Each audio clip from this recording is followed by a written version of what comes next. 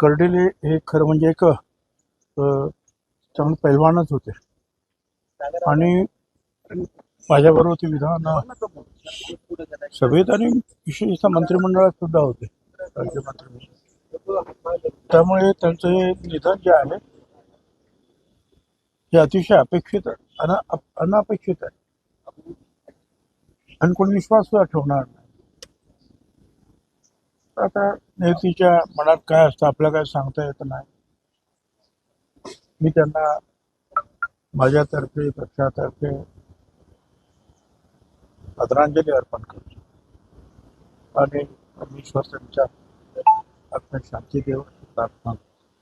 आज ओबीसी मेळावा घेताय आपण बीडमध्ये, आज पुन्हा एकदा अधिकार आपल्याला बघायला मिळाला.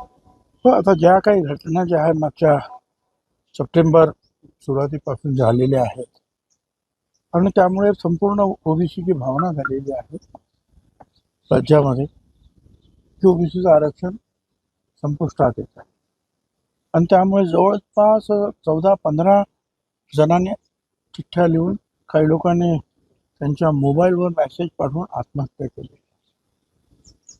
खरं मी सगळ्यांना विनंती करतोय की आत्महत्या करू नका.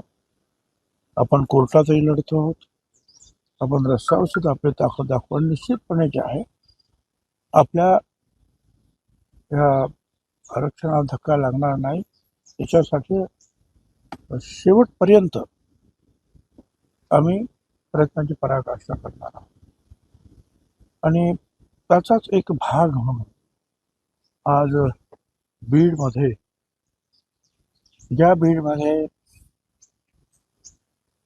त्या जरांगेच्या लोकांनी हैदोस घातला, आमदारांची घर पेटवली, हॉटेल्स पेटवली, त्याच बीडमध्ये आम्ही पुन्हा एकदा ओबीसी एल्गार महात्मा फुले समता परिषदेतर्फे करतो आहोत.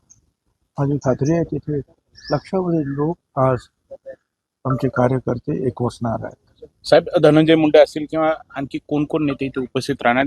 सर्व ओबीसी नेते पुन्हा एकवटले असं बघायला. धनंजय मुंडे निश्चितपणे राहणार आहेत, गोपीचंद पडळकर राहणार आहेत, प्रकाश शेंडगे राहणार आहेत, लक्ष्मणराव गायकवाड राहणार आहेत, शबीर अन्सारी राहणार आहेत, लक्ष्मण हाके राहणार आहेत, ससाने राहणार आहेत, नंतर शिवा संघटनेचे धोंडे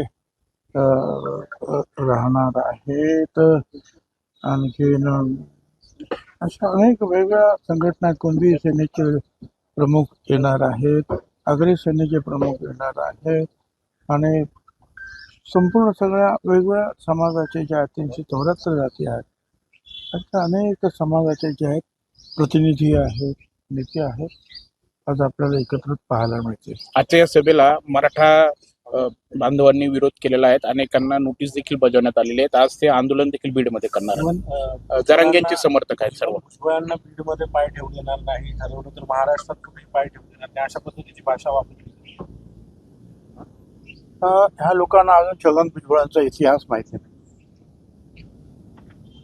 शिवसेनेत असताना अनेक गोष्टी घडल्या, शिवसेना सोडल्यानंतर अनेक गोष्टी घडल्या, काँग्रेसमध्ये गेल्यानंतर शिवसेनेच्या विरोधात गेल्यानंतर अनेक गोष्टी घडल्या आणि अनेकांची अशी आव्हानं जे आहेत छगन भुजबळने पचवलेली आहे हे त्यांना अजून माहिती. कारण ते त्यावेळेला राजकारणात काय कदाचित ते शाळेत सुद्धा नसतील, एवढे लहान असतील बिचारे, त्यामुळे ते असे ज्यात फालतू बळगणा करतात. आजचा बीडमध्ये होणारा मोर्चा हा अजितदादा राष्ट्रवादी पुरस्कृत असल्याची टीका जरांगेंनी केली. अजितदादांना बीडमध्ये मतदान नको अशा हे बघा, हा मोर्चा कुठच्याही पक्षाचा पुरस्कृत नाही, तो राष्ट्रवादीचा नाही, तो बीजेपीचा नाही, तो कुठल्याही शिवसेनेचा नाही, काँग्रेसचा नाही. हा आहे महात्मा फुले समता परिषद प्रणीत ओबीसी एल्गार. पण त्याच्यामध्ये वेगवेगळ्या पक्षाचे कार्यकर्ते जे आहेत, कदाचित तिथे येऊ शकणार नाही काही नेते, पण कार्यकर्ते जे आहेत ते सगळे मात्र एकवटणार आहेत. साहेब, आज हैदराबाद गॅजेट विरोधात जी ओबीसी संघटनांनी याचिका केली. एबीपी माझा, उघडा डोळे बघा नीट.